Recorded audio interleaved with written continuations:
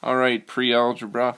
Good morning. We're going to go over last night's homework. This was T1 2.5, the solutions. We're going to start out with question number 4. It says, are these two figures similar? Well, one thing that we can do is look at the marking on the angles. So this has 3 lines, this has 3 lines. That means they're congruent, right? They're the same. This angle has 2 lines, this angle has 2 lines. That means they're the same measurement. And this one's got a marking of 1, and this one has a marking of 1. That means that all the angles are congruent. They are the same. So we can get rid of any of the ones that say the corresponding angles are not congruent. That means the bottom one and that one. And so we've got just 2 that say that they are congruent. So what we're going to do here is we're just going to set up some proportions. Let's say we start out with 6 corresponds to 9 and 4 corresponds to 6. Let's say I check this and I went 9 times 4 and multiplied diagonally is 36. 36 divided by 6 is 6, right? And so because I divided by this one and I got 6, I know that that's a proportion. If we wanted to check the one side that wasn't involved, I could do something like 8 corresponds to 12 as 4 corresponds to 6. It's got to work for no matter what sides we try. So if I did 12 times 4, I would get 48. And let's say I divide by 8, so 48 divided by 8, and I do get 6. And so it works for both of them. That way I know it's got to be the first option. Alright, let's look at the next one. Alright, question number 5. Are these two figures similar? Well, we know that their corresponding angles are the same, right? So let's see. Corresponding angles are congruent. Corresponding angles are congruent. Corresponding side lengths are proportional, but corresponding angles are not congruent. So we can get rid of these. We know the angles are the same because they're marked. Now we can check for proportionality by saying 15, which is the longest side, right? 15 corresponds to the longest side here. So 15 corresponds to 9, as 9, the shorter side right here, corresponds to that shorter side. Right? Cross multiply and divide. So if I did 9 times 9, I would get 81. And 81 divided by 15. And all I'm going to do here to check this is just say, does 15 go into 81? So I'm going to divide by 15, right? Now I could go through that whole thing, or I could just say, because I know it's got to be 6, if I did 15 times 6, right? 6 times 5 is 30. 6 times 1 is 6 times 3 is 180. So I know definitely this is not a proportion. So the corresponding angles are congruent, yes, but the side lengths are not proportional. Alright, question number 9. The figures are similar, so we know that they're similar. So we know that they have to form a proportion. So we just have to set this up correctly. 15, which is the long side of this quadrilateral, corresponds to the long side of this quadrilateral. So I have 15 corresponds to x, as 9, the short side, corresponds to 4. Now if we cross multiply and divide this, cross multiply 15 times 4 is going to be 60. 60 divided by 9. So I'm going to divide by 9 to get what my x value is, right? So I would say 9 goes into 60, 6 times? That's going to be 54. And then if I subtract those, I'm going to get 6. Drop a 0.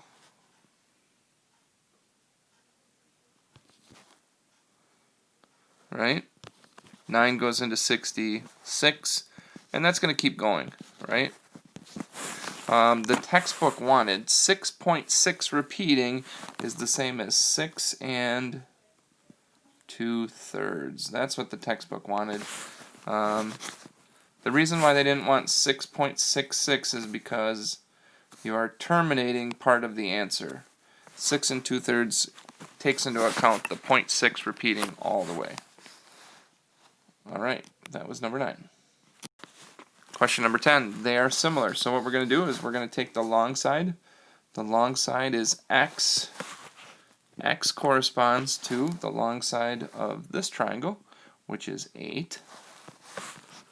X over 8 is equal to the short side of this triangle, which is 9,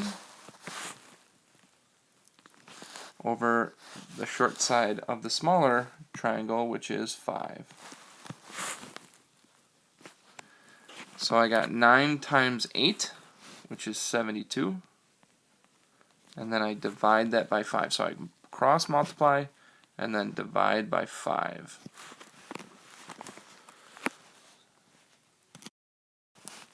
So 5 goes into 7 one time.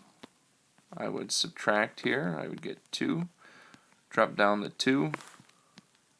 5 times 4 is 20. Subtract.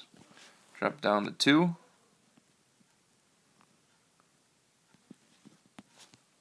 Right?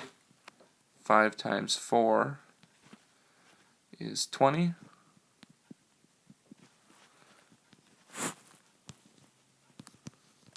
Alright, so I got 14.4.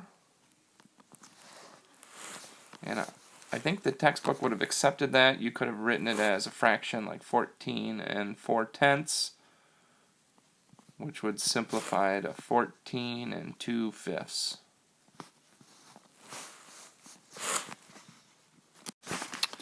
Alright, the figures are similar. So we're going to take this long side here, which is 9, and that corresponds to this long side, which is 21. 9 over 21 is going to equal the short side from the first shape, which is 6, over the short side from the bigger shape, which is x. Alright, now we're going to cross multiply and divide. So that should be 126. And we're going to divide that by 9. 9 goes into 12 one time. That's going to give us 3. Drop down to 6. 9 times 4 is 36. So I believe our x is equal to 14. Question 12. A Mexican flag is 36 inches long and 63 inches long and 36 inches wide.